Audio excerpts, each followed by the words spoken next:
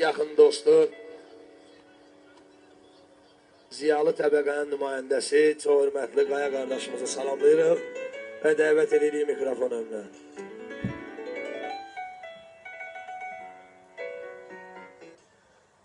Əli, əziz qardaşım, sənə bilmirəm necə müraciət edeyim. Sənə dost desəm, sən mənim üçün dostdan artıqsan.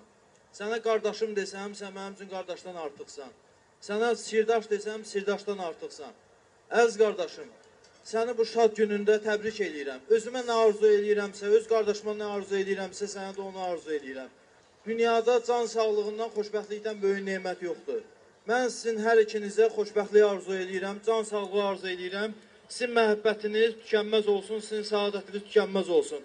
Mən sözün açığı istəyərdim ki, Azərbaycanın klassik şairlərindən, Azərbaycan klassiklərindən bir şeir deyim, amma bizim məclisimizə aparan qardaşımız həm Azərbaycan klassik ədəbiyyatından, həm dünya ədəbiyyatından çox gözəl nümunələr çəkdi. Ona görə də mən vaxtınızı almaq istəmirəm. O dağların məşhur bir sözü var. Deyir ki, ipin uzunu, sözün qısası.